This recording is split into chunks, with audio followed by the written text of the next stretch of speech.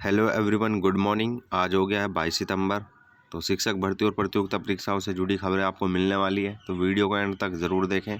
अच्छी लगे लाइक और शेयर ज़रूर कर दें। तो चलिए शुरू करते हैं।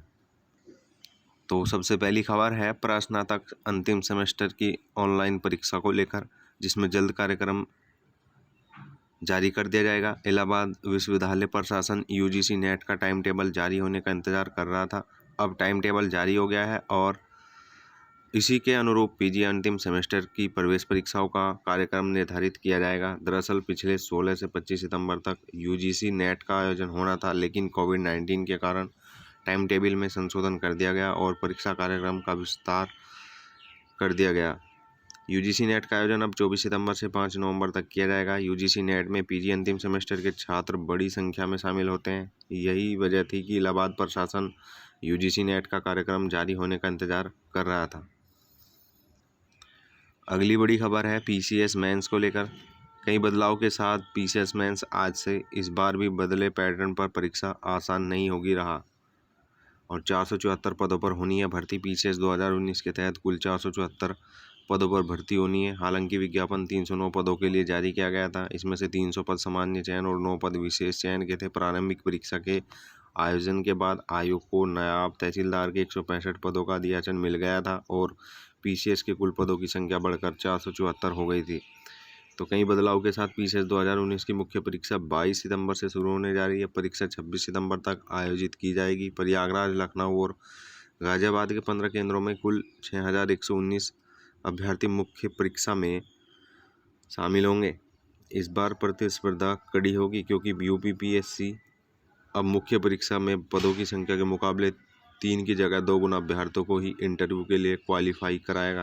प्री में 13 गुना अभ्यर्थियों को मुख्य परीक्षा के लिए क्वालिफाई कराया गया था, जबकि इससे पहले 18 गुना अभ्यर्थी प्रारंभिक परीक्षा में पास होते थे। इसके साथ ही मुख्य परीक्षा का पैटर्न संघ लोक सेवा आयोग की सिविल सेवा परीक्षा जैसा होगा, जिसे पीसीएस 2018 से लागू किया जा चुका है। परीक्षा 2 पाली में होगी, 9:30 से 12:30, दोपहर 2 से 5 बजे तक आयोजन। इसका कार्यक्रम होगा 22 सितंबर को पहली पाली में सामान्य हिंदी और दूसरी पाली में निबंध। 30 सितंबर को पहली पाली में सामान्य हिंदी प्रथम प्रश्न पत्र एवं दूसरी पाली में सामान्य अध्ययन द्वितीय प्रश्न पत्र। 24 सितंबर को पहली पाली में सामान्य अध्ययन तृतीय प्रश्न पत्र एवं दूसरी पाली में सामान्य अध्ययन चतुर्थ प्रश्न पत्र की परीक्षा होगी। अगले दिन 26 सितंबर को दोनों पालियों में वैकल्पिक विषयों की परीक्षा आयोजित की जाएगी। प्रयागराज के 6 केंद्रों में 2232, लखनऊ के 5 केंद्रों में 2311 और गाजियाबाद के 4 केंद्रों में 1576 परीक्षा में शामिल होंगे। इससे पूर्व पीसीएस 2019 की प्रारंभिक परीक्षा प्रदेश के 19 जिलों के 1166 केंद्रों में आयोजित की गई थी। इसके लिए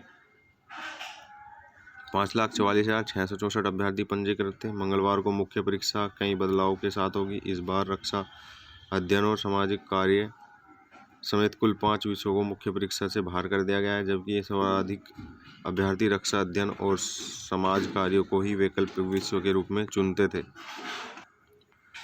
और सीबीएसई 10वीं और 12वीं की कंपार्टमेंट परीक्षा आज से शुरू।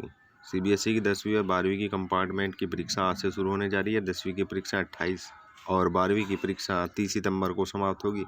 कोरोना के बढ़ते संक्रमण और सामाजिक दूरी का पालन कराने के लिए परीक्षा केंद्रों की संख्या 500 से बढ़ाकर 1268 कर दी गई है। और अगली खबर है टीजीटी पीजीटी को लेकर 302 चयनित शिक्षकों की नियुक्ति के लिए पैनल जारी। शिक्षा निदेशालय की ओर से उत्तर प्रदेश माध्यमिक शिक्षा सेवा चयन बोर्ड की ओर से टीजीटी 2013 के चयनितों के पैनल में शामिल 302 अभ्यर्थियों की नियुक्ति का आदेश जारी किया गया है।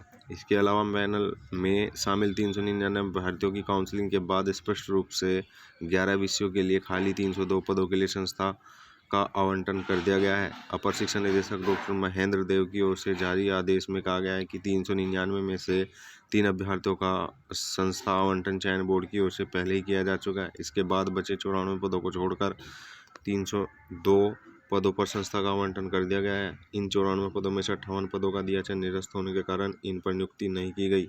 इसके बाद बचे 28 पदों का विज्ञापन निरस्त कर दिया गया। 4 पदों का विज्ञापन कोर्ट के मामले में लंबित होने के चलते रोक दिया गया है।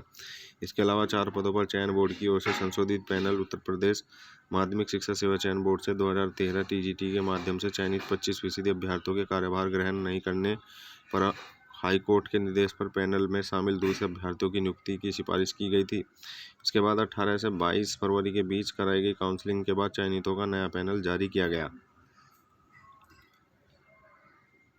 और शिक्षक भर्ती घोषणा के तीसरे दिन भी नहीं आया शासनादेश।